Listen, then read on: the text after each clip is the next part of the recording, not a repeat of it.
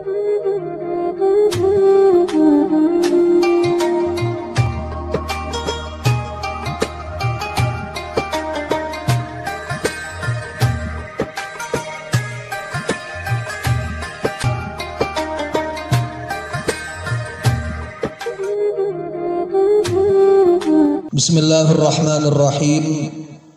Rabbi shrah li sadri wa yassir li amri wahlul 'uqdatam min lisani yafqahu qawli. Rabbana anfa'na bima 'allamtana wa 'allimna ma yanfa'una wa dzakkirna ma nasina warzuqna 'ilman yanfa'una. Bismillahirrahmanirrahim. Kali ini saya akan menjelaskan tentang macam-macam hukum sholat dalam perjalanan.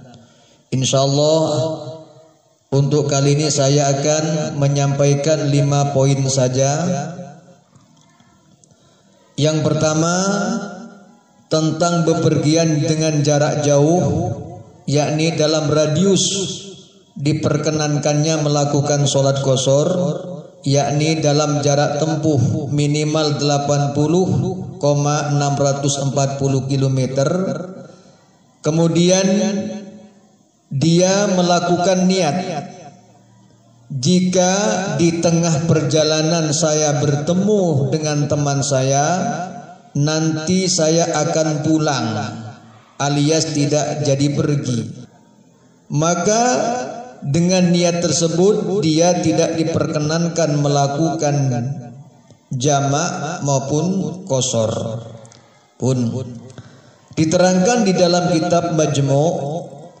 Bismillahirrahmanirrahim. Wa in safara ila baladin yuqsaru ilahi sholatu atau yaksuru ilahi sholata wa nawa annahu in laqiya abdahu aw sadiqahu fi ba'di tariqi raja'a lam yaksur. Artinya, jika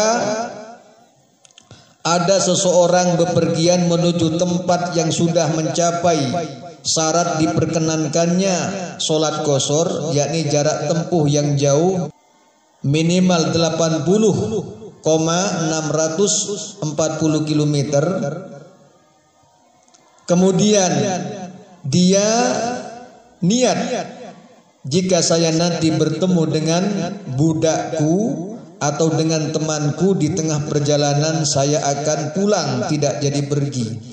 Niat semacam itu menjadikan dia tidak diperbolehkan qashar maupun sholat jamak. Poin kedua tentang bepergian jauh, yakni dalam radius kurang lebih 80,640 km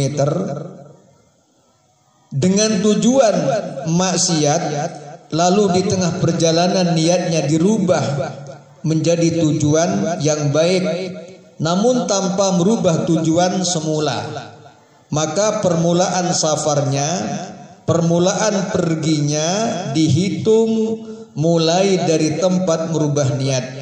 Artinya, jika dari tempat merubah niat tersebut menuju tempat tujuan semula mencapai masafatul qasri, yakni jarak yang diperkenankannya sholat qashar, yakni jarak tempuh minimal 80,640,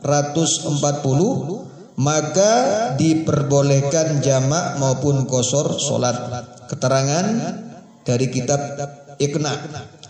Bismillahirrahmanirrahim. Walau ansha'a safar ma'syiyatin thumma taba wa ghayyara qasdahu min ghairi taghyiri shawbis safari, qala al-aktsaruna ibtida'u safarihi min dzalikal mawdi'i in kana minhu ila maqsidihi masafatul qasri tarakhasa wa illa fala. Wa qila fit tarakhusi wajhani kama law nawa mubahan thumma ja'alahu ma'syiyatan. Keterangan dari kitab Al-Iqna fi halli al-Fatih Abi Sujah. Kemudian yang ketiga, menurut Imam Al-Muzani, ketika melakukan sholat jamak tidak diwajibkan niat jamak. Jadi menurut Imam Al-Muzani niat jamaknya tidak diwajibkan. Keterangan dari kitab Al-Iqna juz 1 halaman 145. Wa wajhun akharu li ashabina wa huwa madhhabul Muzani anna niyatal jam'i la tustaratu aslan. Ini keterangan dari Iqna fi halli al-Fatihah bisuja'. Jadi menurut Imam Al-Muzani tidak diwajibkan niat jamak salat. Kemudian yang keempat, menurut mayoritas ahli fikih, niat qasar wajib dilakukan di dalam takbiratul ihram. Namun menurut Imam Al-Muzani boleh dilakukan setelah takbiratul ihram dan sebelum salam. Imam Al-Muzani beliau adalah murid dari Imam Syafi'i. Beliau adalah pembawa qaul qadim. Diterangkan di dalam kitab Majmu' Syarah Muhadzab juz 4 halaman 353. Bismillahirrahmanirrahim. Qad dzakarna anna madhhabana annahu la yajuzul qasru hatta yanwiyahu indal ihrami. Qala al-Abdari wa bihi qala aktsarul fuqaha wa qala al-Muzani law nawahu fi athna'is sholati walau qabla salami jazal qasru.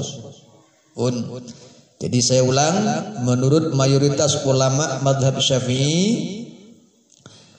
mengatakan bahwa niat qasar wajib dilakukan di dalam takbiratul ihram.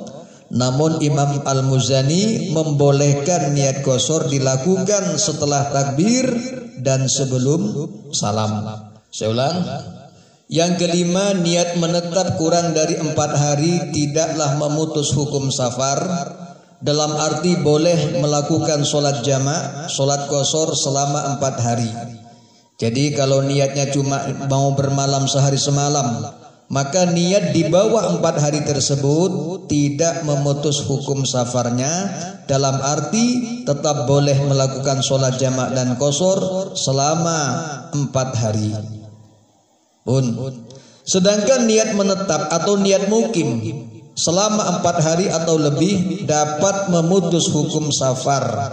Sehingga dengan niat bermalam atau menetap 4 hari atau lebih, dia tidak diperbolehkan lagi melakukan sholat jamak maupun sholat qasar.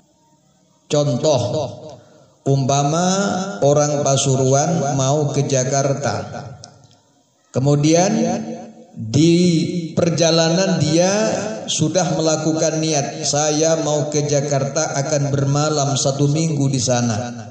Maka selama di perjalanan niat tersebut tidak merusak hukum safarnya. Dalam arti selama perjalanan tetap boleh melakukan sholat jamak dan sholat qasar.